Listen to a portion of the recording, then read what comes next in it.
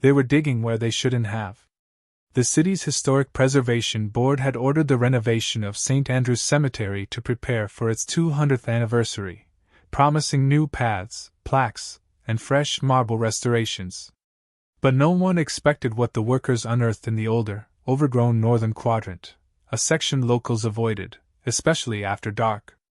At first, it was the sound, the iron shriek of shovels striking something deeper than stone. Then the smell, earth gone sour, like rotted orchids and rust. They found 6 coffins, all narrow, blackened with time, and waterlogged. Inside, claw marks streaked the interior lids, some furrowed so deep they split the damp wood. One man vomited. Another refused to return to work. But the foreman insisted they continue. It was history, he said. People got buried alive all the time in the old days. But what they found next was no accident of history. Buried beneath the last coffin, locked with iron clasps corroded from a century of damp, they discovered a small box, heavy as a tombstone and sealed with 3 separate latches.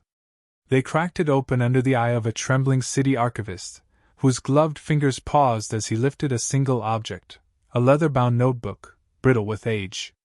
Its cover bore no name, only a crude branding, scorched into the skin of the leather itself. I am inside, in tight, elegant script. The writer had left a record of what he had done. The first page read, "My name is Isaac Moore. I was born a slave in Charleston, 1763. I buried 9 men with their eyes open. Isaac Moore had hands that healed." That was the first thing people said about him, back when his name still meant useful, instead of dangerous. On the Carrington plantation east of the Ashley River, they called him the doctor's ghost. Not because he practiced sorcery, but because he moved silent and sure, like someone who had no right to walk free but did anyway. Isaac's father had been born on the same land, a brickmaker with wrists like iron rods. His mother died in childbirth. There was no record of her name. But Isaac, even as a boy, showed a different gift. He could mend the limp of a hobbled mule with a paste of pine sap and mint. He knew how to set bones, how to treat fevers, how to draw out the venom of a cottonmouth with nothing but spit and tobacco. When he was 12, the plantation owner, Mr. Carrington, lent him out to Dr. William Rowley on Broad Street. There, among shelves lined with glass jars and brass tools, Isaac learned how the white men healed each other, with opium and bloodletting, yes, but also with plants not found in books, and whispers not spoken in daylight. He saw what Rowley kept locked in the bottom drawer. He learned the names of poisons that sounded like prayers. But in the year 1800, Isaac's life unraveled. It began with his wife, Ruth. She was beautiful, tall, with skin like polished oak and a voice that made the air seem cooler when she spoke. They had 2 children, Samuel, aged 6, and little Dinah, just 4. They lived together in one of the cabins nearest the cane field, a corner of quiet in a brutal world. Isaac had managed to protect them through sheer calculation, bargaining with Mr. Carrington in whispers, offering services in exchange for stability. He fixed the overseer's gout. He delivered Carrington's illegitimate child in secret. He asked for nothing but his family to remain intact. But families, in Charleston, were not considered whole things. They were assets, breakable, saleable. In July of that year, the tobacco market fell. Carrington, overextended in land speculation, needed quick capital. He sold Isaac's son Samuel to a man in Georgetown. 3 weeks later, Dinah was sent to a rice plantation near Savannah. Carrington didn't even tell Isaac. The children were simply gone. Ruth screamed. She screamed so long that the overseer struck her in the mouth with the butt of his rifle. A few days later, she fell from a wagon returning from the market road. Some say she was pushed, others say she jumped. She lay in the ditch for nearly a day before a passerby found her, blood pooling beneath her broken ribs. No one came to help. Isaac buried her himself, behind the cabin, with a cross made from white cypress. He did not speak for 5 days. On the 6th, he went back to work in Dr. Rowley's office. He measured herbs. He stirred tonics. He answered questions with, "Yes, sir," and "No, sir," and never met anyone's eyes. But something had changed in him. Not the grief, it was too deep for that. It was the shape of the silence inside him. He moved now like someone who had measured time to the last grain. He smiled when people spoke. He took notes. He waited. The names came to him slowly, like spirits in a dream. George Ashley, a cotton merchant whose ships had carried more enslaved children in the last year than any man in Charleston. Judge Henry Collier, who had signed the warrant to separate a mother from her 2 daughters, for the sake of the buyer's convenience. Captain James Carey, owner of the Willow Crest, a slave ship that docked each spring with fewer passengers than it left with. Thomas Bell, financier of the Carrington Plantation's expansion and quiet donor to the pro-slavery lobby. And 5 more. 9 names in total. Men who smiled in church pews and signed flesh into debt over claret and cigars. Men who wore tailored coats sewn with silver buttons, who discussed the Negro problem in clubs by the sea. Isaac wrote their names in the back of a medical manual with a needle dipped in iron gall ink. He called them the 9. Isaac Moore had once believed that mercy was a kind of strength, that to spare even those who harmed you was the mark of a soul unbroken. But Ruth's grave was silent. His children were voiceless. No sermons spoke their names. He began collecting things. From the marshes behind the Carrington lands, he gathered the roots of a plant the Gullah women called swamp tongue. It looked harmless, like thin white ginger, but boiled correctly, it produced a powder that slowed the heart, stilled the limbs. From Rowley's library, he studied the writings of Borhave, Sydenham, Galen. He learned how poisons work not just on the body, but on the soul, how to stretch time so that death came not like a thief, but like a witness. He experimented on rats at first. Then on pigs. Then on a runaway brought in half dead from exposure. The boy never awoke, but his eyes, Isaac wrote, remained aware for hours. He buried the body in secret. He never used the same formula twice. Some were powders, others tinctures, a few distilled into oils. But always the result was the same. The victim would feel their body fail them, piece by piece, while their mind remained trapped inside, eyes wide open, screaming in silence. He practiced until he knew it was not just possible. It was perfect. The city sweltered through the summer of 1800. Yellow fever stalked the wharves. Rumors of slave uprisings flared and faded. Dr. Rowley began to comment on Isaac's brilliance. "You'll take over my shop one day," he joked. Isaac only smiled. By autumn, he had completed the last name on his list. 9 men. 9 graves. And 9 different kinds of silence to bury them in. Isaac Moore had begged *and to plan not how they would die, but how they would remember dying.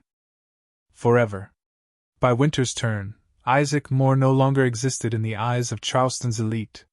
He had become invisible in the way only a black man in service could, ever present, yet unseen. His hands, once trusted for poultices and cordials, now moved with a colder precision. They prepared remedies for the living, and rehearsals for the dead. Dr. William Rowley's office at 62 Broad Street was a place of hushed learning. To most, it was simply a physician's parlor, tin basins, surgical knives, a library of medical texts stacked ceiling high. But in the locked cupboard behind the apothecary's chest, Isaac had access to more. Much more. Foxglove. Mandrake. Hemlock. Jimsonweed. Aconite. Some had been purchased legally from traders in New Orleans, others came in secret, packed in crates labeled spice, or tea. There was a green bottle from Martinique filled with liquid opium that reeked of seawater. A jar of powdered toad skin from Jamaica. Bark stripped from trees found only in the Okefenokee swamp, rumored by Gullah elders to make a man's soul fall out of his body. Isaac catalogued each by hand, learning not just their use, but their personality, how they behaved in water, wine, blood. What heat did to them. What moonlight changed. But it was the root he found along the marshes of the Ashley River that held the answer. Called swamp tongue by the elders and morbus root by old Spanish texts, it looked like thin ginger, pale with green veins. Properly distilled, It yielded a powder fine as flour, light gray, odorless, slightly bitter. Its effect was singular. First, it numbed the lips. Then the throat. The heartbeat slowed.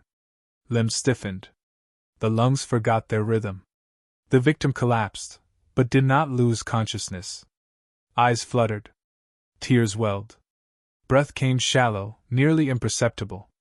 Yet within the mind, awareness bloomed. Paralysis without oblivion. In the weeks that followed, Isaac refined the compound, boiling it down, drying it into grains, crushing it again. One batch was too weak.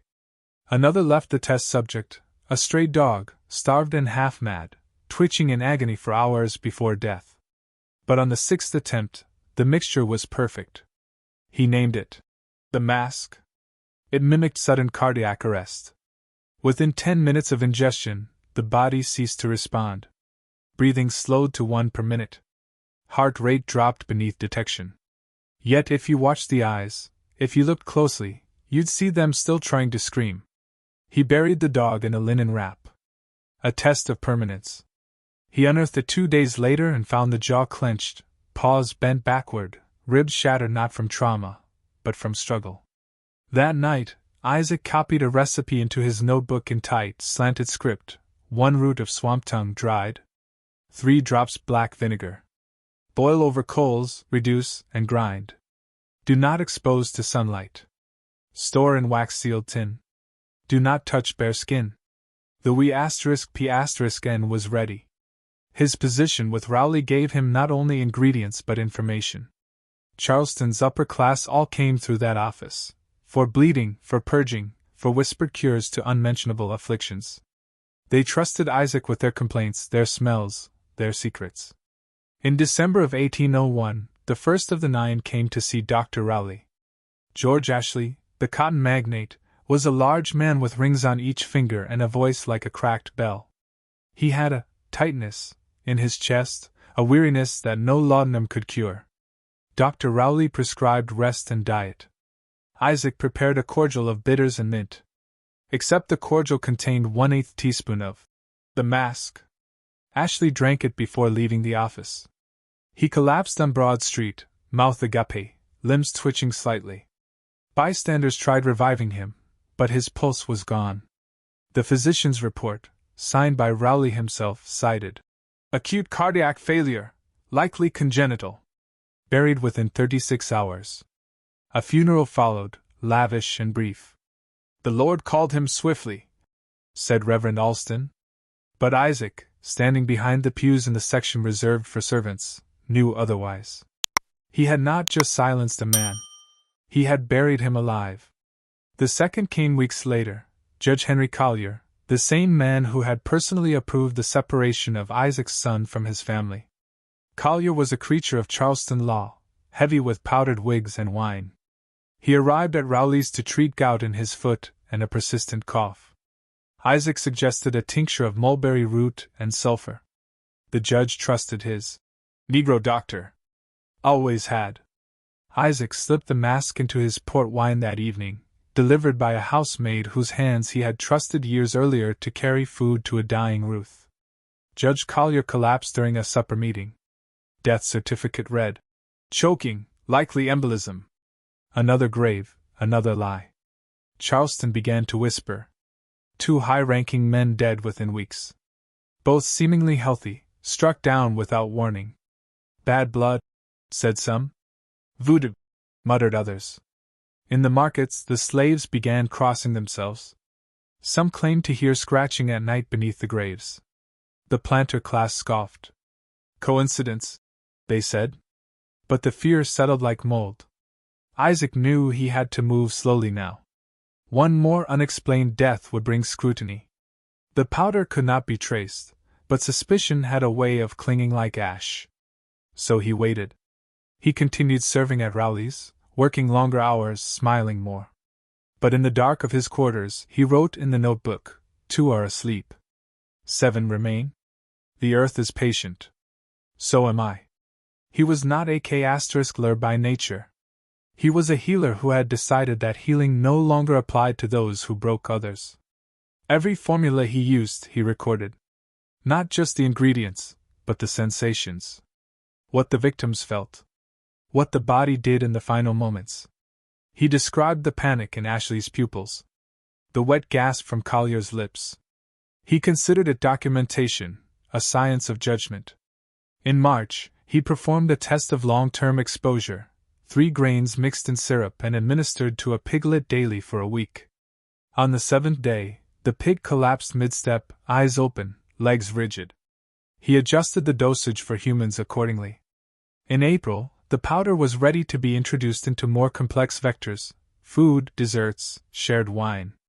It was nearly time for the 3rd. And this time, it wouldn't be clean. This time, the death would spread. In Charleston, death came with ceremony.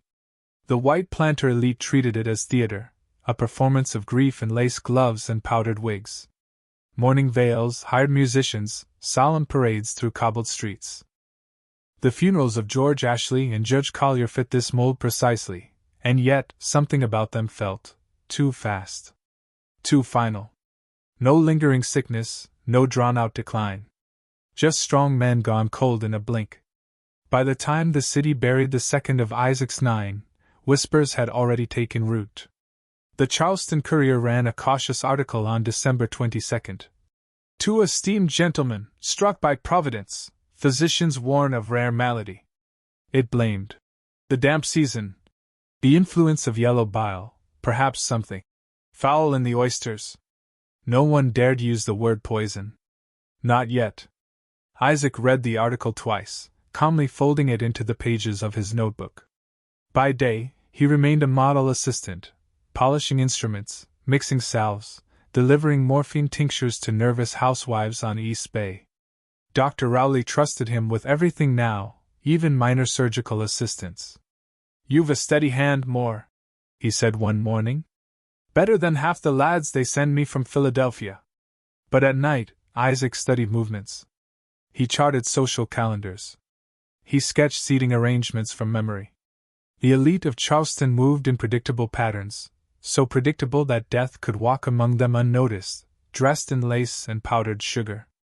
His next target was meant to be Thomas Bell, the banker who had brokered the sale of Isaac's children. Bell hosted private dinners on the last Thursday of each month, in the upper hall of his Queen Street townhouse. 8 guests, always the same circle of planters and financiers. Isaac confirmed that Bell favored Madeira after dessert. That was the planned delivery point. 1 sip. But fate intervened. On the evening of January 2, 1802, Isaac found himself summoned not to Bell's townhouse, but to a different gathering, one he had not prepared for. Captain James Carey, whose ships ferried human cargo across the Atlantic, had fallen ill with a respiratory infection and requested Dr. Rowley's presence at his residence near the harbor. Rowley, indisposed with an elder patient in labor, sent Isaac in his place. It was a dinner party. Isaac arrived to find Carey seated at the head of a long mahogany table, his naval coat open, wheezing faintly between sips of spiced rum. 9 guests. Servants moved between courses.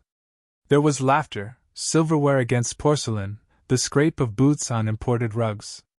Carey greeted Isaac warmly. "You again. The silent apothecary. Well, come then, see if your roots are worth my coin." Isaac took his pulse, examined his throat, and prescribed a mild syrup of licorice and poppy. But as he was excused to the kitchen, he noticed something. The dessert had yet to be plated. Pears stewed in brandy and cloves. The syrup used to glaze them was held in a silver pan, left unattended on a warm stove. He made his decision in seconds. A pinch of the mask, just enough for one man. Stirred and quickly, dissolved completely. But when dessert was served, a twist of fate intervened. The guests passed plates casually down the table, swapping servings. Captain Carey took a slice, but so did 2 others. By the time the evening ended, all 3 were dead. Captain Carey collapsed in the drawing room, knocking over a brass globe. His eyes remained wide open. The second victim, a Mr. Langdon, a shipping agent from Baltimore, fell while descending the stairs, rigid, gasping, foaming slightly at the mouth. The third, a Judge Robbins, died in the carriage on the way home. 3 men dead before sunrise. Panic spread like rot beneath a polished floor. The courier called it the Carey calamity. Physicians speculated wildly. One suggested the pears had fermented improperly. Another claimed a rare mold had grown in the imported spices. Dr. Rowley, shown one of the corpses, said simply, "Some illness we do not yet understand." Behind closed doors, Charleston's elite grew paranoid. Servants were dismissed in droves. Imported foods were burned. Guests refused invitations. Some even summoned priests. The city began to whisper of the curse. They did not know who was striking them, but they began to understand that someone was. Isaac observed this with detachment. He had not intended the collateral deaths, but neither did he grieve them. Langdon, he later learned, had insured slave ships for over a decade. Robbins had written the statute that allowed the seizure of enslaved children to cover their parents' debts. If anything, it seemed to Isaac that the poison knew where to go. Still, he adjusted his method. No more communal servings. The risk was too great. He began to study silverware. He learned how to pre-mark a goblet so it returned to its owner after toasting. He worked with gloved fingers, tiny tools, a jeweler's precision. By February, he had refined a delivery system involving rolled cigars, the powder sealed in the tip with wax. Inhaling caused lightheadedness, faintness. The rest followed silently. But the damage from the Carey dinner lingered. Rumors became voices. Voices became letters. A private meeting of prominent planters was held in the Exchange building. Several men argued for action. One insisted it was slave magic, another blamed foreign agitators. "French devils," he said, invoking the recent Haitian Revolution. They whispered about Isaac, but only in vague terms. Rowley's boy, the clever one, always watching. Isaac knew eyes were turning toward him. He made himself smaller. He returned to salves and cordials. He bowed. He smiled. He stayed useful. But the notebook thickened. He added clippings from the courier, names, faces, fragments of overheard fears. On one page, he wrote, "They name it a curse because their guilt can wear no other clothes. They are afraid not of magic, but of justice with a memory." The deaths had stopped for now, but only because the next phase required planning. He could no longer work alone. He began speaking to others. Quietly. Testing loyalties. In a gullah woman who washed linens at the harbor hospital, he found a listener. In a freedman who sold herbs behind the market stalls, he found a supplier. The net widened. The blood, however, would remain his burden. The mask was not done. And neither was Isaac Moore. An unexpected turn. Charleston, South Carolina, March 1802. The invitation came printed in gold ink on fine vellum paper, folded once, sealed with a smear of dark wax bearing the Carey family crest, a lion's head wrapped in rope.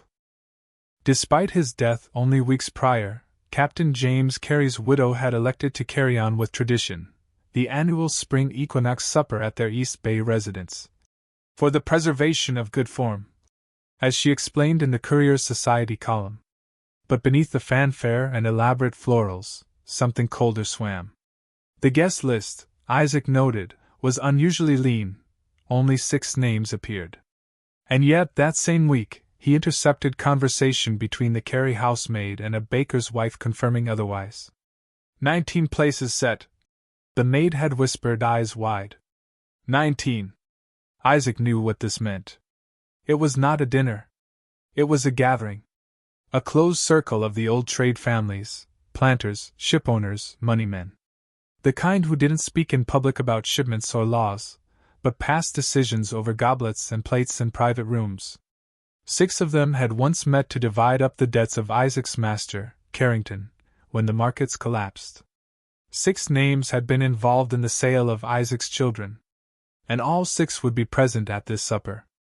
He had planned to space their deaths, draw them out, name them one by one like sacred offerings in a ritual of vengeance. But the city's unease was boiling. The Carey incident had unbalanced the elites. A few had quietly fled to country estates, others whispered of hiring outside physicians. The web was tightening. If Isaac waited, The 9 might vanish into the low country or the cotton ports of Savannah. He had to act. He selected a courier boy named Nathan, 12 years old, clever, quiet. Nathan delivered parcels from Rowley's to Charleston's wealthiest families and had long since learned not to ask questions. Isaac gave him a bottle wrapped in paper. Inside, wine, dark red, fragrant with cloves and molasses. A gift, he said, to express Rowley's regrets for not attending the gathering. It was a Madeira from Rowley's private reserve. Restorative in spring, Isaac told him. Especially for older gentlemen. Nathan delivered it personally to the kitchen door of the Carey home. He saw the butler take it. Saw the label read. Saw it set aside on the serving cart for after the main course. Isaac prepared the powder the next morning. He used the purest batch, no additives, no delay agents. 5 grains per serving. Enough to render a grown man fully locked within his body in less than 7 minutes. Death, if it came, would be hours later. But the body would lie still as stone. He did not wish them death. He wished them fear. The evening of March 18th was humid, with a wind off the harbor that carried the salt of distant coasts. Through the windows of the Carey home, soft yellow light flickered from oil chandeliers. Laughter echoed in short, brittle bursts. Gloves clinked against crystal. Isaac watched from the far end of the alley, hood low over his brow, hidden in the shadow of an empty carriage. At 8:17 p.m., the wine was served. At 8:24, the first of them stood too quickly and collapsed into his chair. A second reached for his napkin and froze mid-motion. The third knocked over his glass and began to shake. The others followed within moments, 6 men, rigid and upright in their seats, eyes wide, chests heaving in silent panic. The butler screamed. 2 maids ran. Someone shouted for a doctor. But none could move. None could speak. Isaac had not attended the supper. He had infiltrated the wine early that morning and left it with Nathan. But he was already near the harbor by nightfall, awaiting the results, not of death, but of paralysis. What he did not expect was the boy. Thomas Harper, 19, recently hired as a junior typesetter for the Courier, had been investigating the string of sudden elite deaths for 2 months. He had noticed a pattern. All victims had recent ties to the slave markets. All had dined together at least once in the year before. And all had, at some point, been treated by or visited Dr. Rowley's office. He had followed Isaac that night. Had seen him deliver the wine. Had trailed him through Charleston's alleys to the edge of the harbor, where the wind pressed coats flat against ribs. And at 8:26, as Isaac turned from the alley to vanish into the shadows, Thomas stepped from behind a stack of crates, holding a pistol with both hands. "Don't move," he said, voice cracking. Isaac stopped. Slowly raised his hands. He did not seem surprised. "I know what you've done," Thomas said. "I saw the wine. I saw them." Isaac looked at the boy, this pale, shaking creature with 2 big clothes and sweat running down his neck, and nodded once. "They're not dead," Isaac said. "Not yet." Thomas blinked. "What?" "They're watching," Isaac said softly. "Each of them. Locked behind their eyes. As my wife was locked in a ditch. As my children were locked behind bars on wagons bound for hell." Thomas didn't answer. His hand trembled on the grip. "I buried 9 men with their eyes open," Isaac said. "Tonight makes 6. A long silence. The wind moaned between the alley walls. Somewhere behind them, a church bell rang once. Thomas could have pulled the trigger. He did not.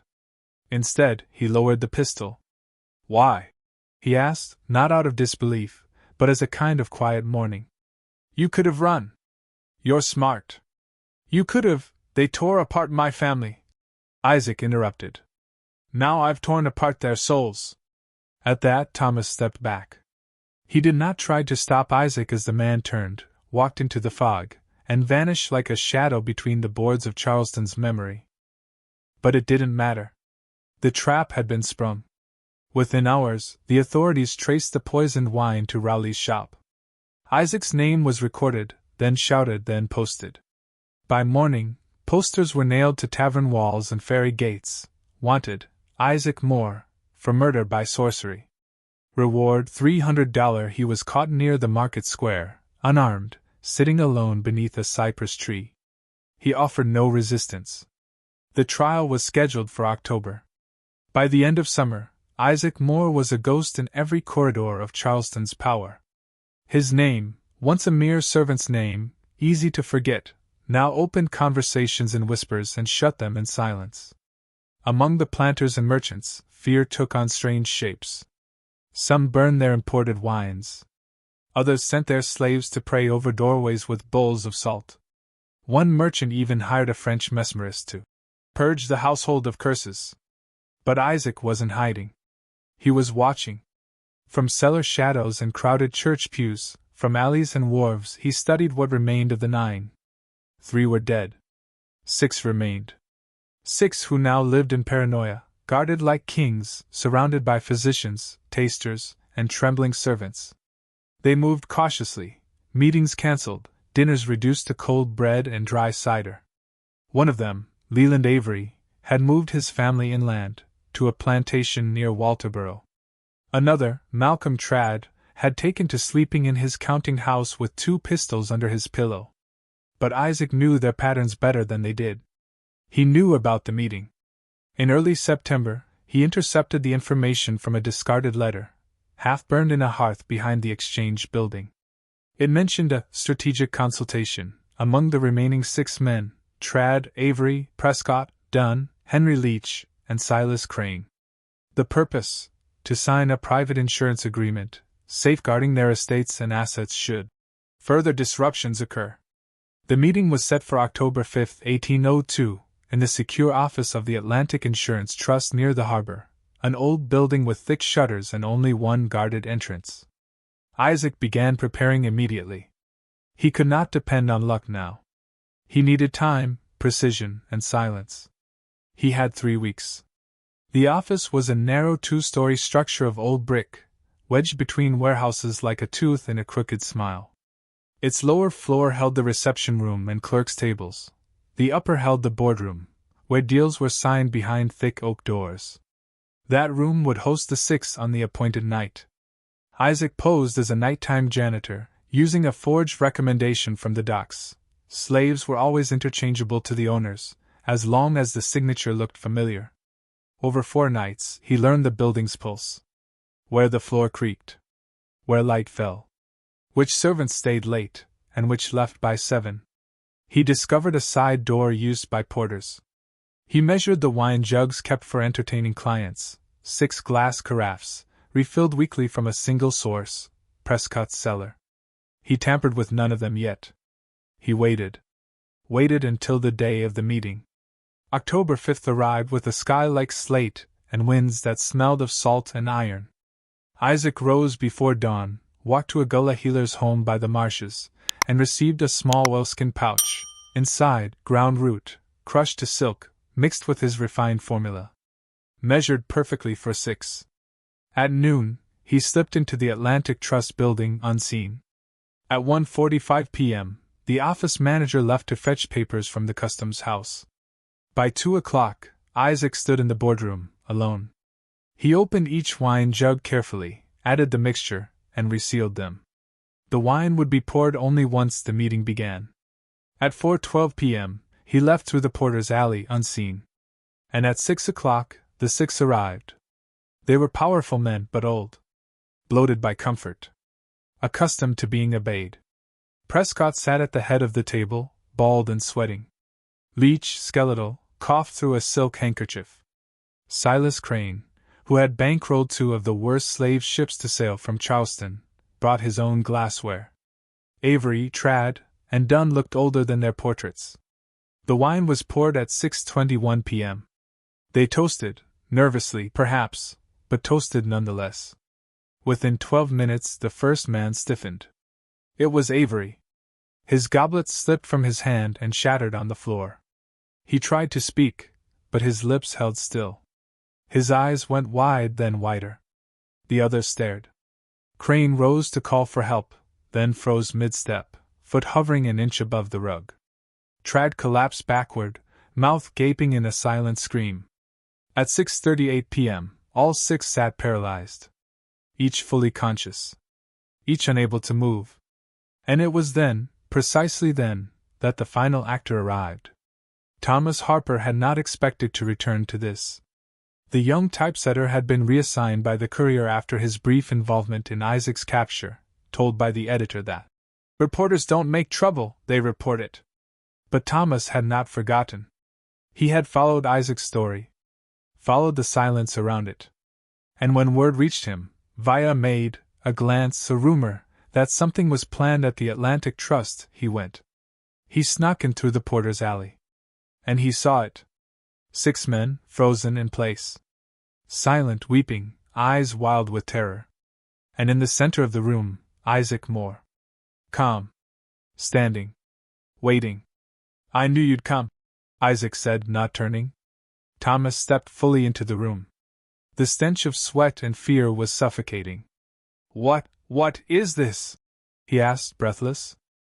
Isaac gestured to the men. Judgment. Thomas approached slowly. He saw one of the men, Dunn, twitch his eyelids in a slow, deliberate blink. Alive. Entirely aware.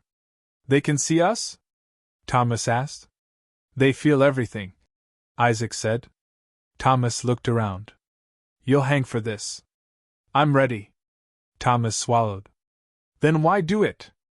Isaac turned to face him. They took. Without consequence. Without thought. My children screamed as they were pulled away. My wife died choking on blood and silence. These men profited. They drank over contracts of sale. Their lives continued. He stepped forward, between the frozen bodies. I wanted them to understand what it means to watch helplessly.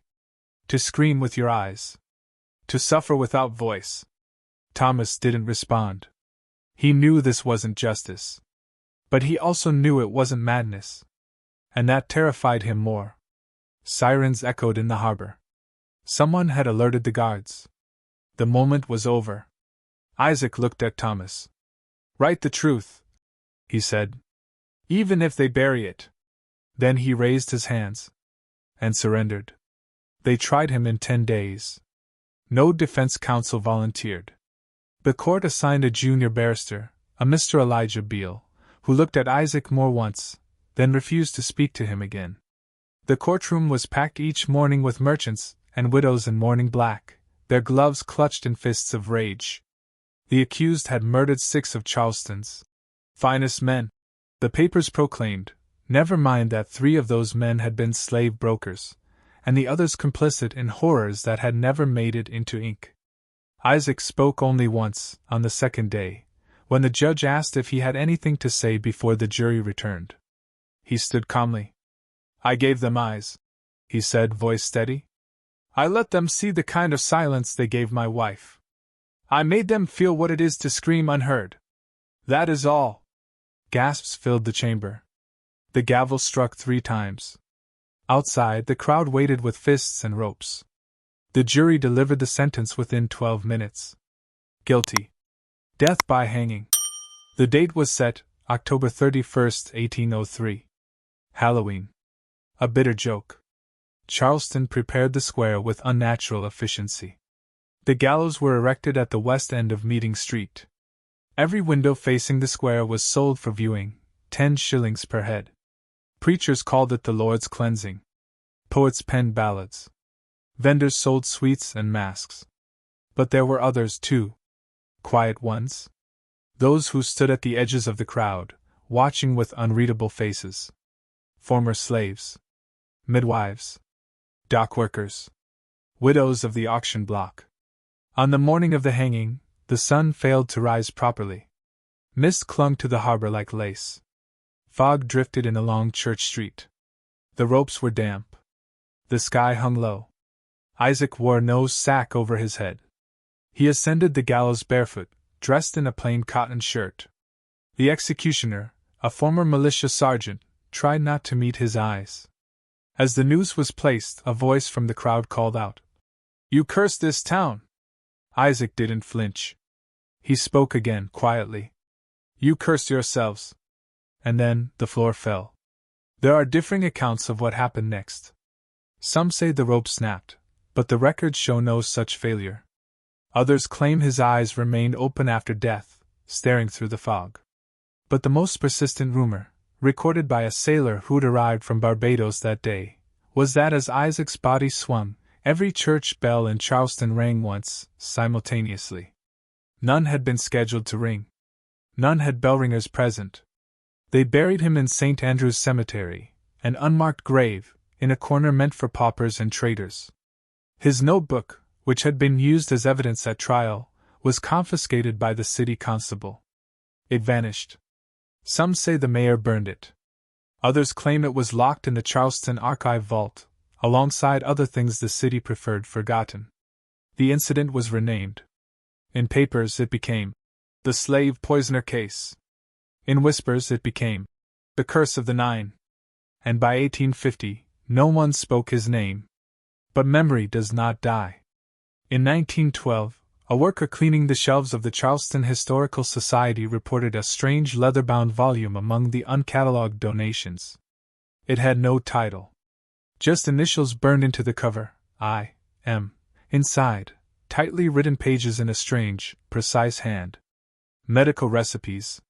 Maps. Names. Descriptions of paralysis. The margins bore sketches, masks, roots, chains. The worker reported it. The archivist took it into a locked drawer. It was never seen again. Until 1925. That year, Charleston ordered a renovation of St. Andrew's Cemetery ahead of its bicentennial. Overgrowth had choked the northern grounds. Headstones cracked with ivy. Families of the old elite paid for new marble slabs and manicured walkways. On September 8th, a crew clearing underbrush in the northwestern corner struck something unexpected. A coffin. Then another. Then 6. Each bore signs of clawing from the inside, deep gouges in the wood, torn fabric. One had bite marks on the lid. At first, it was dismissed. Premature burial, they said. Not uncommon in the 18th century. But beneath the 6th coffin, the men uncovered something else. A locked iron box, rusted and heavy. Inside, a leather-bound notebook. Burned initials I.M. City officials sealed off the site within the hour. No statement was issued. But one of the workers, a man named Joseph Kittredge, had read enough to recognize the name Isaac Moore. He had heard the whispers from his grandmother, who'd been born in 1840. Stories of the quiet doctor, who had put fear into white men's bones. Kittredge wrote a letter to the Charleston Mercury. It was never published. That same week, the box was removed to an unknown location. The city archives refused all inquiries. But the legend returned. And the whispers rose again. Today, if you walk the north end of St. Andrew's Cemetery, you'll find no marker for Isaac Moore. But sometimes, on foggy nights, just before the hour turns, you might feel something else. A weight. A presence. As if someone is watching. Measuring. Remembering. Afterward, Charleston never exorcised its ghosts. For years, people claimed to see figures in the cemetery, tall, lean, dressed in 18th century linen, watching from beneath a cypress tree. One old priest said he heard weeping there, not loud, but constant, like someone mourning 1,000 names at once. In 1998, a student from the University of South Carolina uncovered fragments of Isaac's trial during a research project. The thesis was rejected by the department chair. Unverified folklore, they wrote. Insufficient sources. The thesis disappeared from the archives. The student did not return the following semester. But the story remains. Handed down in kitchens and porches. In the low hum of spirituals sung slow, when no one else is listening. 9 names. 9 graves. And one man who refused to let silence have the last word. Isaac Moore was hanged in 1803. But in 1925, the earth spoke his name again. And it has not stopped speaking since.